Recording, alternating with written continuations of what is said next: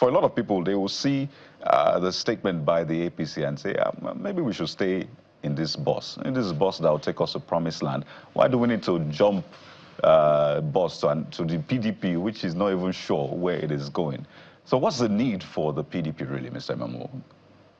Well, I do think that it's good to be optimistic, but when you're speaking about the economy and you begin to pull up data, you should also tell us the sources of those data so that we could be able to argue with them about the data.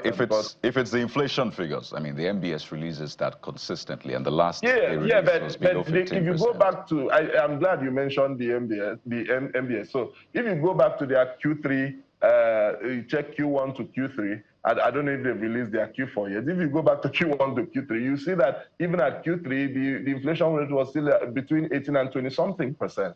And again, when you look at that and you compare with reality, I mean, data, if you flog data well, it would look like, if you panel beat it, it's amorphous. So if you hit it properly, it would look like what you want it to look like. Now, so the question on the lips of Nigerians would be, are Nigerians feeling the data?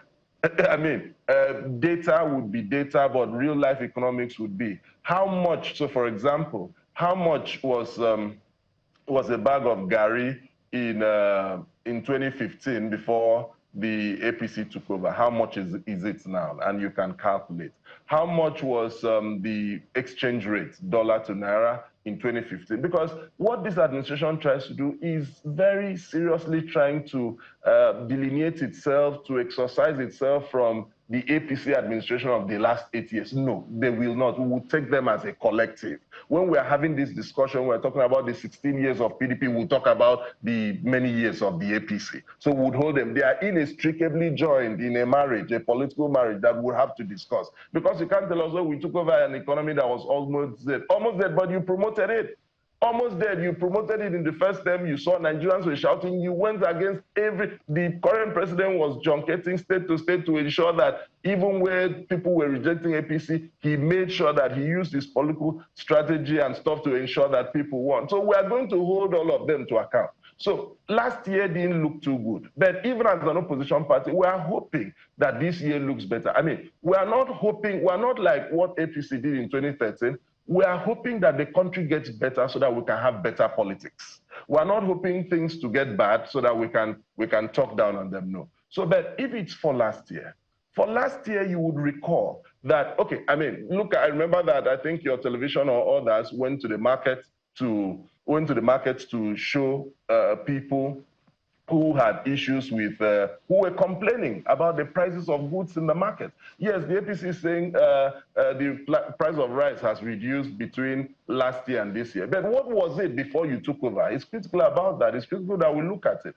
So there's no way the economy will be looking good when insecurity is high. People cannot go to the farms. The places where people who used to farm now, they have to negotiate with bandits before they can have access to. Then it means food is going to be an issue. And you know that immediately inflation hits food, then everyone is having an issue with it. So what are we saying to those issues? Some of you live in Lagos and Abuja. If you look at Lagos and Abuja, look at the rents in Lagos and Abuja and tell me that the people who live in those places have felt good. How much money is coming to them and how much are they spending? At the end of the day, by close of business day before yesterday, what was the balance on the account? So the statistics of economics used by government can look good. That is very high optimism. But what we are saying to the government is we need to listen to the people. The people said, look, the tax you're bringing, we don't even have the law that you started implementing yesterday. We don't have it. So how do you want us to go about it? And about laws, when it needs compliance, trust is a critical element. And remember that representative democracy draws from the fact that we feel that the people in the parliament are our direct representatives. So when they speak for us. So the accumulation of the entire legislature becomes the accumulation and the aggregation of the individual position of Nigerians on a matter. So if the parliament did not input even an adjective in it and you input it, it becomes wrong, and that alone makes that law invalid, because we want to be sure and certain that the laws that we're obeying are not executive orders. The executive orders have their limitations, And so if the executive wanted to impute things, then they should not have taken it to the parliament. But so those are the issues that we hope that the federal government in this new year would listen more to people, will not politicize the economy. I mean, we've come to a point where we must know that the survival of people matters a great deal.